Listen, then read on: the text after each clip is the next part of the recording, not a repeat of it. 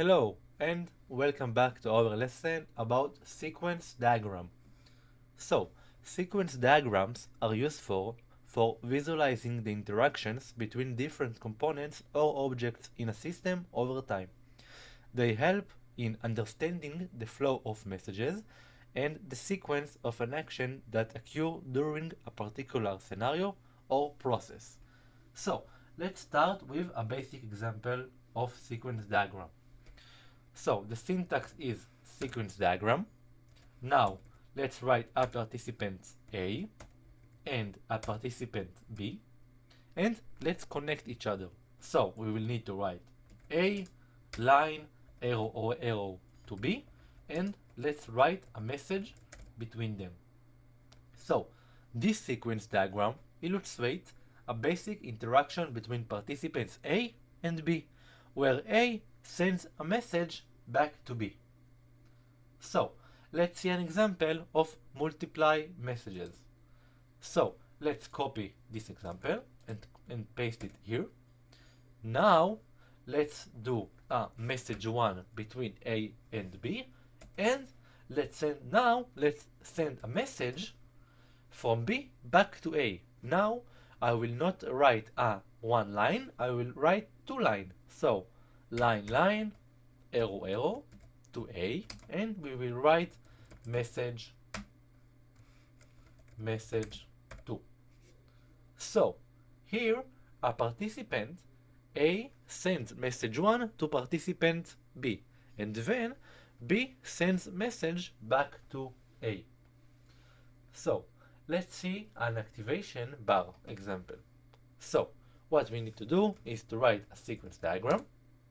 After that, let's create a participant A, participant B. Let's create an active A.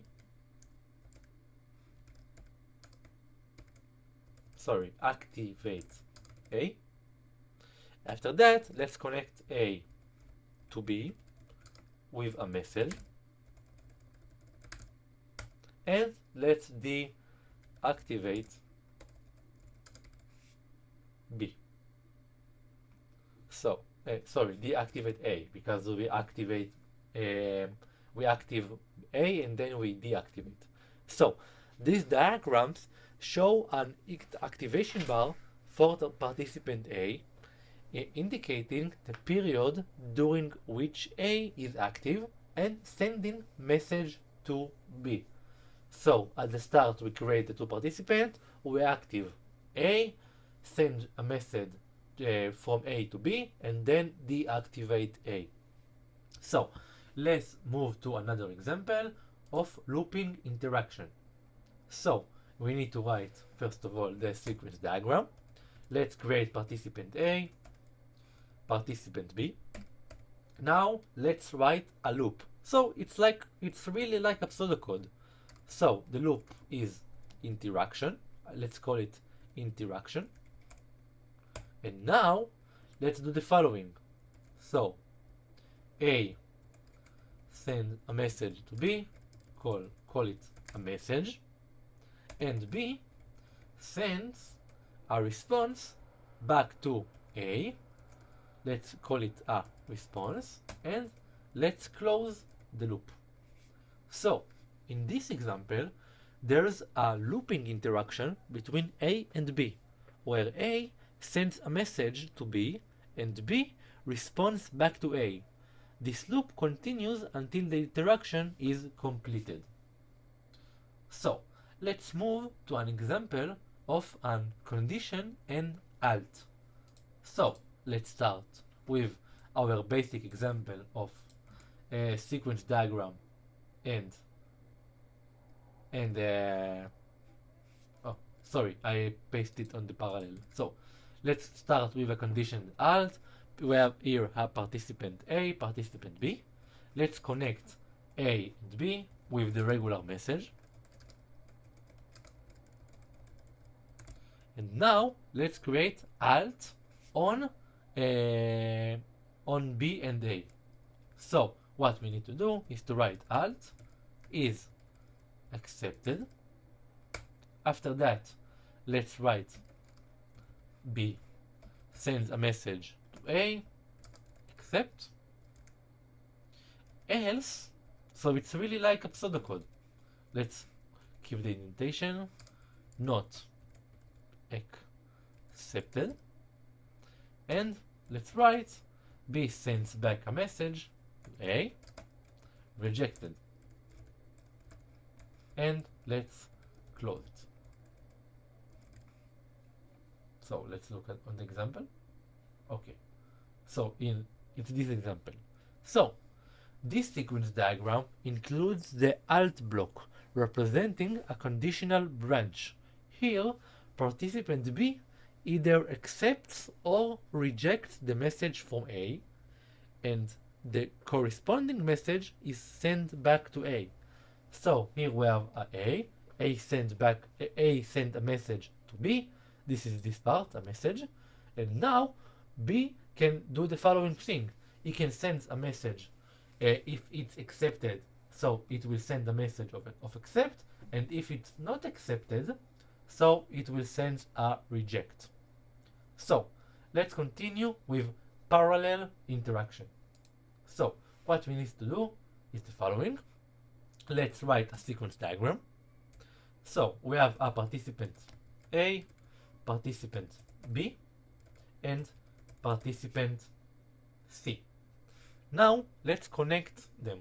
So we can write A connects to B with message 1, and also let's connect A to C with message 2. And now A connects to B, and then A connects to C. So in this example, our participant A sends two messages simultaneously to participant B and C, illustrating a parallel interaction.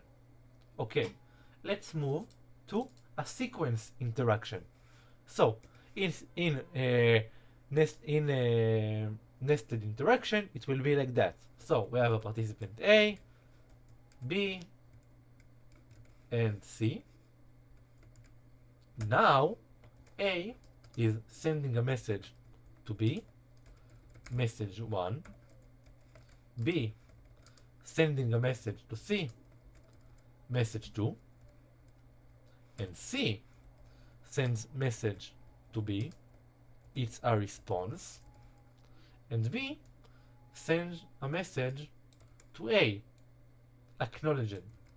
So acknowledge. Acknowledge. So let's see here in the example. A sends a message, message 1 to B.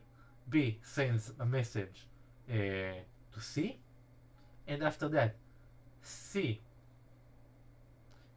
is because of the lettering. Now it will be fine. And after B sending message to C is sending response to B, and B send an acknowledge back to A. So this diagram is a nested interaction where A sends a message to B, who then sends a message to C. After that, as I said, C responds back to B, and B sends an acknowledgement message back to A. So you can also do a self messages. So it's like a loop inside yourself. You can write sequence diagram, a participant A, and sends a message from A to A. It will be a self message. So here participant A sends a message to itself representing a self interaction. You can also create an optional execution. So you can create a sequence diagram with participant A, participant B. A is sending a message to B,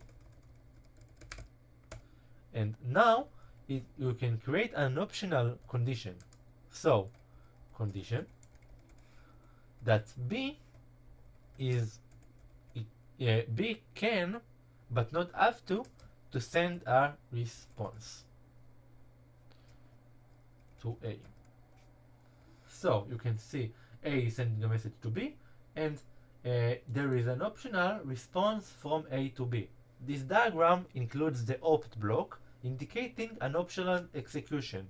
Participant B responds back A if a certain condition is met. So, let's continue with our last example of alternative execution. So, it will be like in this part. I will copy and paste it. Now, let's create our condition, alternative execution. So, I will write alt, condition 1. So, if B is sending a message to A, it will be response 1. Else, condition 2, that B sends message to A, response 2. And let's close it. So as you can see, A is sending a message to B, and now we have two conditions. You can send it response 1 or response 2. So similar to the previous example, but here the alt block represents an alternative execution path. Depending on the condition, B sends a different response back to A. So this all for this lesson about sequence diagram. I hope you understand this powerful diagram, and I see you at the next one. Bye bye.